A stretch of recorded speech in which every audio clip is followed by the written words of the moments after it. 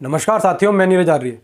साथियों, आप लोगों ने मंदिर में एक भजन सुना होगा कि रघुपति राघव राजा राम, ईश्वर अल्लाह तेरो नाम, और सबको सन्मति दे भगवान। साथियों, आज हम इसी विषय पर चर्चा करेंगे कि क्या ईश्वर और अल्लाह दोनों एक ही हैं या अलग अलग। और इस विषय पर हमें बुद्धि लगाकर विचार करना चाहिए कि क्या दोनों एक ही हैं या अलग अलग हैं। और मुसलमान भाइयों को भी जो मानवता पर विश्वास करते हैं, मानवता को आधार बना करके मेरी बातों को सुनें और इस पर विचार करें कि सही और गलत का चुनाव कर सकें, तभी मानवता का प्रचार प्रसार होगा। साथियों, वीडियो स्टार्ट करने से पहले अगर आपने हमारा चैनल सब्सक्राइब नहीं किया है तो इसे सब्सक्राइब करें, बेल आइकन के बटन को दबाना ना भूलें। और अगर आपको हमारा वीडियो अच्छा लगता है तो इसे लाइक शेयर कमेंट जरूर करें। आप अपनी प्रतिक्रिया जरूर दें, हमें अच्छा लगेगा अगर आप अपनी प्रतिक्रिया देंगे।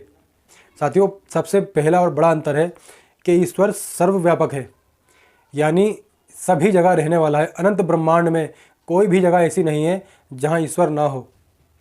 लेकिन जो अल्लाह है वह 7वें आसन पर रहता है।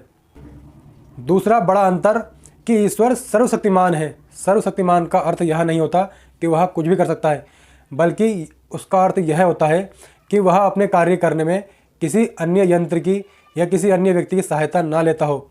लेकिन अल्लाह को जिन्नों की और फरिश्तों की सहायता लेनी पड़ती है अपने कार्य करने में।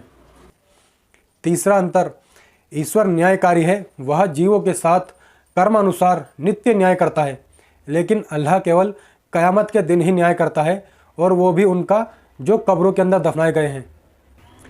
चौथा बड़ा अंतर कि ईश्वर पाप क्षमा नहीं करता, वह दुष्टों को दंड अवश्य देता है, जबकि अल्लाह दुष्टों को, बलात्कारियों को माफ़ कर देता है, उनके पाप क्षमा कर देता है, चाहे उनके गुनाह समुद्र के झाग के बराबर क्यों ना हो, चाहे उन्होंने कितने भी बुरे कर्म क्यों ना किए हों। ईश्वर ऋग्वेद में कहता है मनुर्भवा, अर्थात मनुष्य बनो, जबकि अल्लाह कहता है मुसलमान बनो। ईश्वर सर्वज्ञ है। वह जीवों की कर्मों की अपेक्षा तीनों कालों की बात जानता है, अर्थात भूतकाल, भविष्यकाल और वर्तमान काल, तीनों कालों की बात जानता है। जबकि अल्लाह अल्पज्ञ, उसे पता ही नहीं था कि शैतान उसकी आज्ञा का पालन नहीं करेगा, अन्यथा वो उसको पैदा क्यों करता। ईश्वर निराकार होने से शरीर रहित है, उसका कोई शरीर नहीं है, जबकि अल्लाह शरीर वाला है, एक आंख से देखता है। ईश्वर ने वेद का ज्ञान सभी मनुष्यों के लिए दिया है। वह हिंदू, मुसलमान, ईसाई और अन्य किसी मत पंथ संप्रदाय में भेद नहीं करता। वह सभी मनुष्यों को समान समझता है, इसीलिए उसने सभी मनुष्यों के लिए वेद का ज्ञान दिया है। जबकि अल्लाह गैर मुसलमानों को और काफिरों को रास्ता नहीं दिखाता। ईश्वर कहता है सम गच्छध्वम सम वद्धध्वम सम वो मनानसी जानताम देवा भागम यथा पूर्वे संजनाना उपासते, अर्थात हे मनुष्यों, मिलकर चलो, परस्पर मिलकर बातें करो, तुम्हारे चित्त एक समान होकर ज्ञान की प्राप्ति करें। जिस प्रकार ऋषि महर्षि विद्वान जन उस निराकार ईश्वर की उपासना करते आए हैं, ठीक उसी प्रकार तुम भी उस ईश्वर की उपासना क्या करो।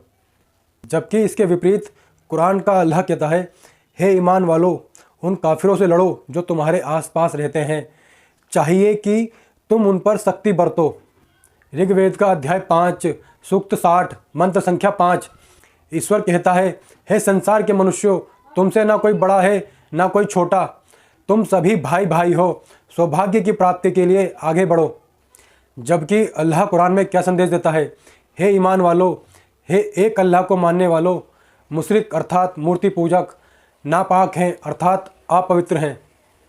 कुरान का अल्लाह अज्ञानी है, मुसलमानों का इम्तिहान लेता है, तभी तो उसने इब्राहिम से उसके पुत्र की कुर्बानी मांगी। जबकि वेद का ईश्वर सभी जानता है, मनुष्य के मन की बात भी जानता है, उसे इम्तिहान लेने की आवश्यकता नहीं पड़ती। अल्लाह बेजुबान पशुओं के और काफिरों के प्राण लेकर खुश होता है, लेकिन वेद का ईश्वर मानव, जीव जंतु, पशु पक्षियों के ऊपर भलाई दया करने से खुश होता है। साथियों, ऐसे अनेकों प्रमाण मेरे पास हैं जो मैं आपके आगे रख सकता हूं, लेकिन बुद्धिमान लोग इतने सही समझ गए होंगे कि ईश्वर और अल्लाह एक नहीं है। ये उन मुसलमानों के लिए भी है जो मानवता पर विश्वास रखते हैं, वो इसे समझें, इस पर बुद्धिपूर्वक विचार करें और सत्य को जानें, सत्यार्थ प्रकाश पढ़ें, उसी में आपको ज्ञान की प्राप्ति हो सकती है, सत्य ईश्वर की प्राप्ति हो सकती है। मेरे साथ बोली सत्य सनातन वैदिक धर्म की जय। जय हिंद, वंदे मातरम। नवराष्ट्र का निर्माण करो, इस देश के युवा जागृत हो, नवराष्ट्र निर्माण करो। राम कृष्ण हनुमान के सिद्धांत